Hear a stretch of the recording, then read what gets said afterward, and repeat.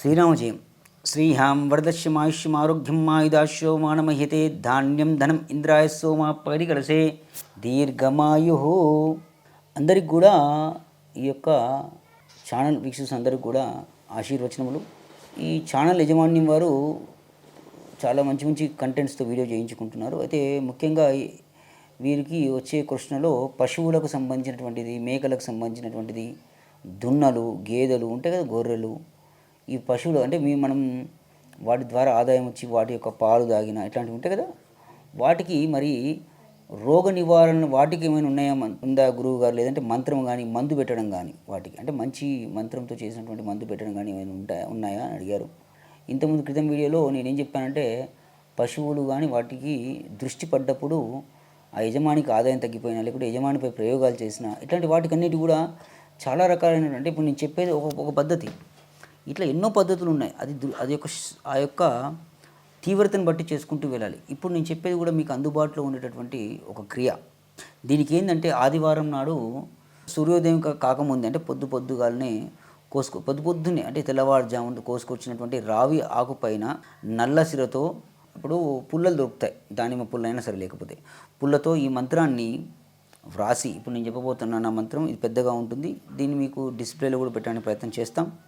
రాసి గుగ్గిలము ధూపం వేసి, గుగ్గిలంతో పాటు మీకు ఈ దొరుకుతాయి, మీకు మహిషాక్షి, గుగ్గిలము, జటమాంషి ఇట్లాంటివన్నీ దొరుకుతాయి మీకు ఏదైనా పూజా సమయం, లేకుంటే ఈ ఛానల్ ద్వారా సంప్రదించండి.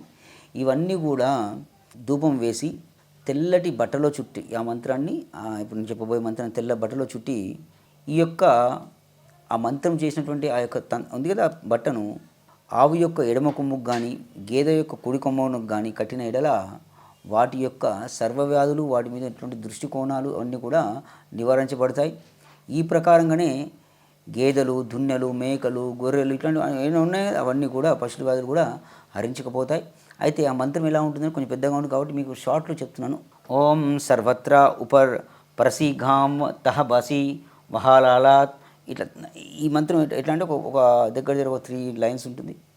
ఇది రాయడం ఈజీయే, మీకు అనుకుంటారు పెద్ద కష్టం అవుతుందని అనే ఏం లేదు. దాన్ని ఏ విధంగా కట్టాలి, ఆదివారం ఎట్లా కట్టాలనేది మీకు ఈ మంత్రం కూడా నేను డిస్ప్లే పెట్టడానికి ప్రయత్నం చేస్తాను. ఇదే విధంగా ఇంతకుముందు నేను చెప్పినటువంటి ఇంకా కొన్ని పరిహారాలు ఉన్నాయి. ఇవన్నీ పరిహారాలు మీకు అందుబాటులో ఉండేవి, అంటే ఖర్చు లేనటువంటివి. అయ్యా మరి గురువు గారు మాకు నోరు తిరగదు కదా, నేను ఇక్కడ చదవమని చెప్పట్లేదు ఆ యొక్క మంత్రాన్ని.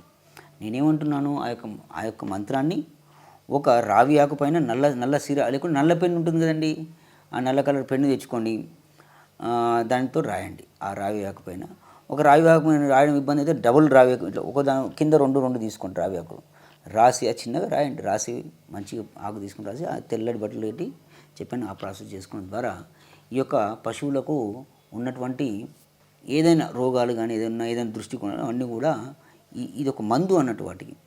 కాబట్టి ఇట్లాంటివి ఇంకా నెక్స్ట్ కూడా మనం ఇంకో వీడియోస్లో మనము చూద్దాం. ఈ యొక్క పశుపక్షాదులకు సంబంధించినటువంటివి, ఈ పాలిచ్చే వాటికి మనల్ని ప్రేమగా చూసుకుంటే మనం కూడా వాటిని ప్రేమగా చూసుకోవాలి. ఇట్లాంటివన్నీ కూడా మనం గమనిద్దాం ఈ ఛానల్ ద్వారా. శ్రీరామజయం.